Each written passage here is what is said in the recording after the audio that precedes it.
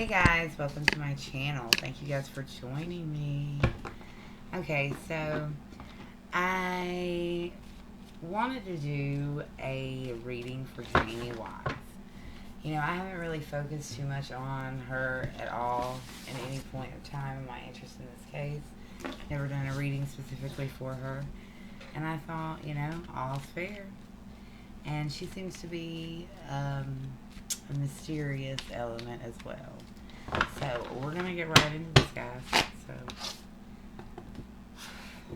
spirit guides, guardian angels, spirit guides, could you please show me with the tarot? Was Jamie Watts / Williams, her married name Williams now? What was her relationship with Shanann Watts like? What was the relationship between Jamie, Chris Watts' sister Jamie, and Shanann Watts? Guys, please show me the relationship between Jamie Watts and her sister-in-law, or Chris Watts' wife, Shanann Watts. Okay, we have the Six of Pentacles, the Nine of Swords in reverse, Six of Swords, interesting. Okay, our next question here. Spirit guys, can you please show me, did Jamie Watts help Chris Watts in any way with planning or committing the murders of Shanann Watts and his children, Bella and Celeste, and little baby Nico? Did Jamie Watts provide Chris with any kind of help or suggestions, anything, plan, any part in the murders? Did Jamie have any part in planning or committing the murders of Chris Watts' family? So, Knight of Cups.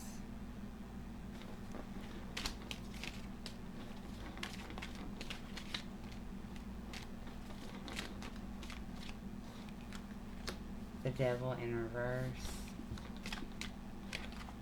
And the King of Swords. Okay. Alright. Number 3. Spirit guys, can you please show me what is the Jamie's Journals thing that's being offered by the website Fight for a Family, created by Lana? What is Jamie Journals podcast gonna be? What's it gonna be like? What is it gonna be talking about? What's it gonna say?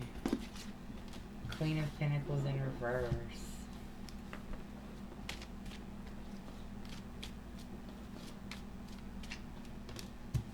Queen of Swords in reverse. Wow.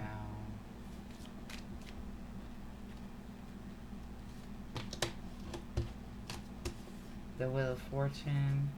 The Nine of Cups in reverse. We need 2 more. Oh. The Ace of Wands. And we need 1 more. 7 of Swords. Well, here you go. Alright. And on the bottom is the King of Wands in reverse.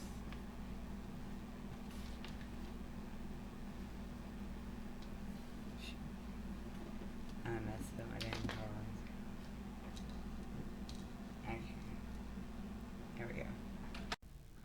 Okay, guys, so for me, with you know, what was Shanann and Jamie's relationship like, I feel like Chris Watts, with every relationship in his life, kind of as like a coping mechanism or what have you,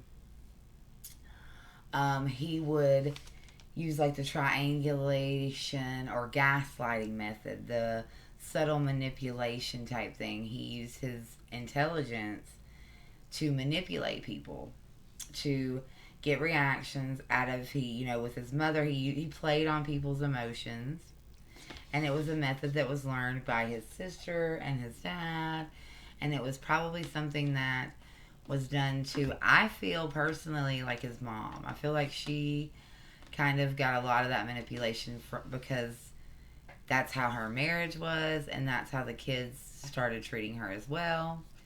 If we all have a common enemy, I believe that they, use that to, use that kind of control they had, and he did too, because, in order to have control over the situation, he needed to have everybody against each other so that he was the common, basically so he could control the emotions, control the situation, have the power.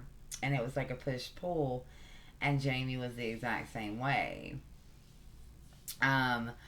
She felt as if Shanann took the control that she had and the generosity that she was getting and the support that she was getting from him.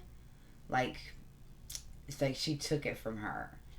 And, she used those dynamics to make everything be worse, negative, negative. Everything be uncomfortable, be negative, and make sure that she came off looking okay. So a lot of subtle manipulation in the relationship between Jamie and Shanann. You can kind of see that with the invitations and then the food. That was purposely done. That was purposely done to gaslight Shanann. That's the relationship that she had with his family.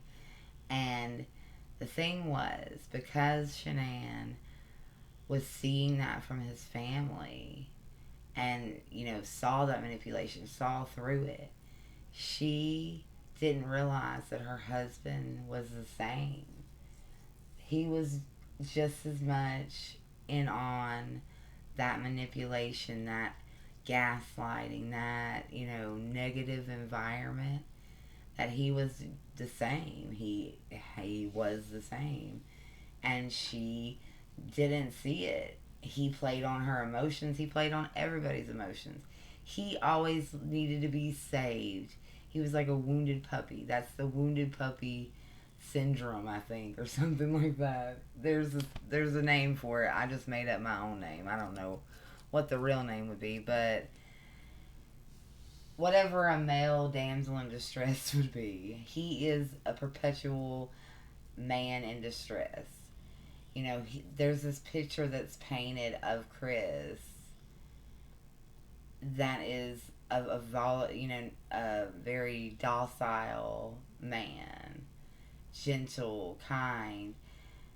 But I don't actually think that's the case. I feel like Chris has worked very hard over his life to perfect the art of protecting his image. There's there's a certain image he wants to project out, a certain thing that he needs to maintain, but it's all superficial. And, the places that you see this superficiality, in my opinion, is very, I don't know, it sticks out like a sore thumb to me. So, every coworker, Nicole Kessinger, anybody that was friends with the Watts family, and they were interviewed. In their interview, they all said one sentence that was common, and that was, his girls were his world. Those girls were his world, or the girls were his world. That's how they said it. Everybody, the exact same way. And I don't see it. I don't see where it would be projected that that's the case. Not that he looks like a bad dad. I'm just saying there is nothing outwardly that would appear that way, and how would it appear that way at work when you don't really hang out with these people outside of work, and your friends, you know, they say the same thing. How is it that everybody comes up with that same exact statement?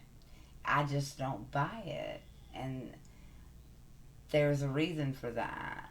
And I just don't know what it is. Either they were all synced up together, they all talked and discussed that they were going to say that, or he worked really, really hard to project that. So when he talked to people, because he had that triangulation thing, so when he would talk to people, you know, maybe he would say that my girls are my world. That was his like standard op to say, you know, standard thing to say. But it was very superficial because he didn't feel anything for his girls. If she held, I'm sorry, I know I got off on a tangent there. I'm just saying that his family didn't, I don't believe, allegedly, in my opinion, remember, this is just my opinion. I don't think that his family felt for those babies like they should have. And it's probably because they didn't see them. They didn't get to form a bond with them. But I'm going to tell you right now, if they had, 2.5 years later, I don't even know if that's right, but this much time passed later, they would have been able to let their issues with Shanann, whatever they may be, go. And they would have looked on their actions, because clearly their actions led, not indirectly, I'm not saying directly, but in any aspect you can see that this was a melting pot of just all this stuff coming at once, right? They contributed to those deaths, and they know they did. They are aware of that. And by this point, they would already have had the clarity. They would have already been able to come to the realization, because in their grief, they would get there, that they contributed and it wasn't just her, and that they contributed to every situation and it wasn't just her. They just blame her, and nobody is ever 100% to blame for something when it comes to like marriages and love and hate and all that. You actively, even if Shanann was the monster they paint her to be, Chris actively stayed with her. He stayed despite all of that knowledge that he had. He made a choice, you know? So if Jamie was involved, the Knight of Cups shows news that she got. So I think that Chris came with her about news of him leaving Shanann and gonna be with the mistress. And then she made an offer to him, you know, invited him to maybe move with her or let the kids stay with her. He told her that he needed her help in order to, so that she could like kind of mediate and keep any issues that might, or any problems or conflicts that might happen when he tried to leave, to help him in dissolving that, maybe even taking the girls, making sure they were okay. Because the devil in the reverse, you know, the devil in the reverse is all about freedom and release, like getting release and reclaiming control. Because Chris, again, used this poor pity me. He played people's emotions. He played on people's emotions just like his family. Manipulation, again, like I said. They did it to each other. They played on each other's emotions. He painted a picture of Shanann to his family. He mapped out, and they created it too. They didn't need no help, but he made it worse. He would complain. He would say that things were Shanann's fault when they were really his. He would put off all the blame, like him not talking to them. She wouldn't let me. He would blame her for everything and not take any accountability for it. So he painted a picture with his family.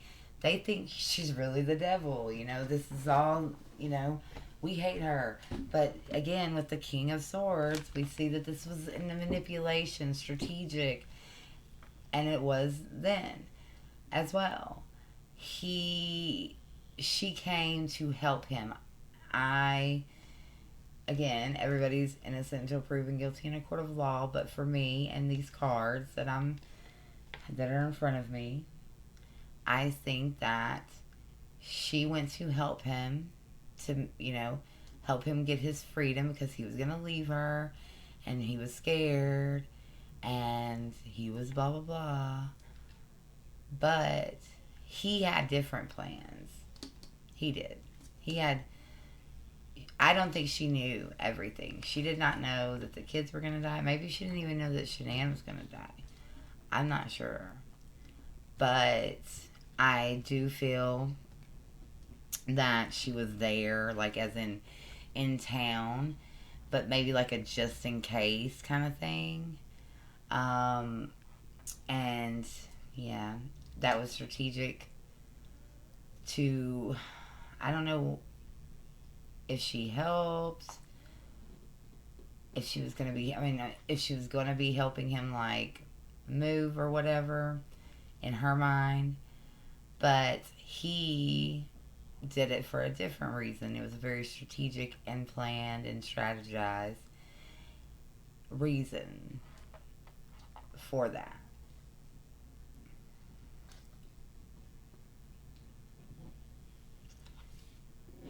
I don't know. I don't think that she planned it.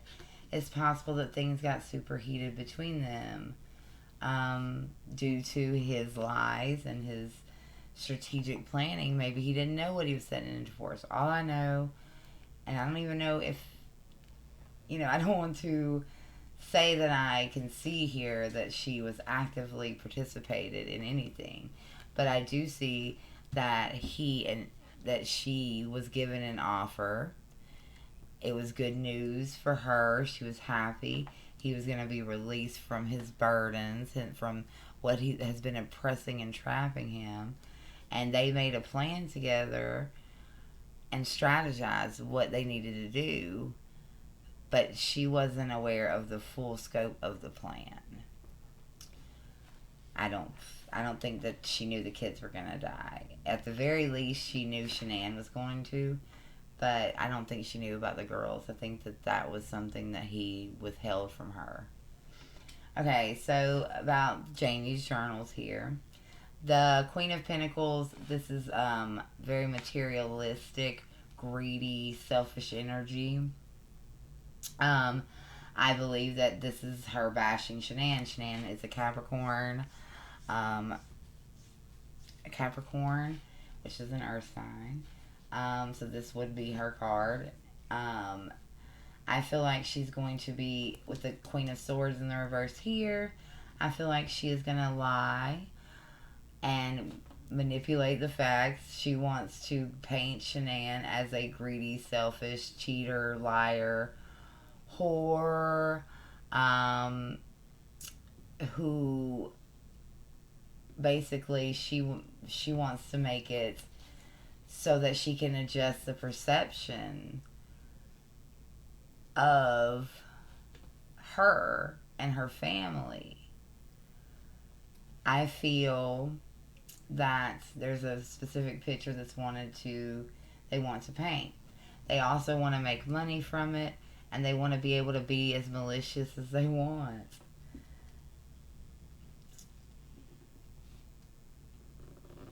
I feel that they didn't get what they wanted in regards to maybe a deal, a book, something like that. There was something that the Watts family didn't get that they were supposed to get. And this was the catalyst that kind of set off a chain of events. It's probably, lying about Shanann, and then someone keeping money that they were supposed to give to them. And, they want to kind of make some adjustments there, too. So that sparked, you know, the idea and the passion to go forward with this creative endeavor, sort of, and you know, try to, because you know they're having trouble getting away with their lives. They're having a lot of trouble continuing to get away and run away from their guilt, her guilt specifically. She's running from the cops, running from police, running from interviews. Not specifically, or, you know, whatever, running, but she has every hope that she will not have to face any consequences, and she's working very hard to do so. And it's possible that Jamie has been the individual that he really wanted to protect. I felt in my heart that the girls walking out wasn't the problem. There was a specific time in the surveillance footage that when he's in the neighbor's house that you can see that he sees something that unnerves him. And I think that it might have been her, allegedly, in my opinion. And I think that that set it off. That, you know, she felt like Shanann was all of these bad things. And she maybe even felt like Shanann was abusive. But that's not true. It's not the truth. She was making changes and adjustments to better herself and to hopefully change the tide. You see, this is what they put out about Shanann. They said that she was neglectful, she was an abusive mother, she was a bad wife, she was a bad housekeeper, she was greedy, materialistic, bad with money. And here we see that this is all that's being communicated is malicious gossip and lies and vengeful and spiteful words that were put out and intentions that were put out to trying to distort what really happened, and you know, not call, you know, not be go bad for them. Like they wanted for people to be accepting of them, be kind of caring and see her dark side and kind of side with them and be able to sway public opinion in that way. But they were not able to do that. And that has been a problem for them. They've been trying, you know, they've been burnt by people because, you know, when you're doing nefarious things and acting in nefarious ways, when you let people close to you and they are a part of this dynamic, because I know like the group dynamic, or I can't remember what it's called specifically right now, but it's just when you are within a group and you're not allowed, basically an echo chamber. I've heard that phrase recently, where everybody's saying the same thing, and if you differ in opinion, you gotta go. You know, you gotta get, no, we only have this here. They want certain things from people. And then they toss them to the side, and they're quick to kick them out if they say or do the wrong thing, or they don't agree to whatever they're wanting them to do. They don't feel right about it. Like they have disgraced a murdered woman and her children, a lot of them, because they come on for them. They do it for them. And at some point, these people that are doing these things for them, they get to a point where they have boundaries. You know, we all have a line, right? And they reach their line sometimes a little later. But everybody reaches their line of the griminess they're not willing to go. The lowest they're not willing to go. And that comes up a lot. And anybody who is objective and discerning will see when someone has evil intentions. You'll be able to see behind it. You'll be able to see it in certain things. Certain things will show you. And that's why everybody needs to listen when they feel in their gut that something's not right. Listen to yourself. Trust yourself. Why would you lie to you? I'm just saying. But, yeah. So, again, like I said, everything is alleged and for entertainment purposes only. But in my opinion, it will be something that is used to spread hate and try to isolate people, get money, be greedy, be, kind of a money pool, but a way to get money and do what they love to do, because the hate for Shanann from these people, the energy I feel is intense. It's real intense, and that is something to know. That is still so intense when Shanann has been dead for over 2 years now. Over. Or was it? Yeah, it's almost 3, right? Like, what the fuck? That takes some type of person to be that. I don't even. Y'all help me think of a word. Because I'm at a lost for words. I didn't jab my jobs a little bit too much today anyway. But, it's going to be something that's not good. But I don't think they're going to get away with it. I really don't. Whoever is trying to run and escape the consequences, it's just not possible, dear. It's just not the way the world works, okay? If anybody is involved in stuff like that, the deaths, murders of 2 babies, 3 babies, because the unborn baby, Nico, and their wife, 4 deaths, 4 people, 4 humans, 4 individuals that deserved to live and had so much to live for. That life was taken away. Those lives were taken away. And that guilt, that remorse, and your part in that act, whatever it may have been, if you don't come clean and allow the scales to be balanced, they will get balanced on their own. And it's gonna, all that means is you get what you deserve.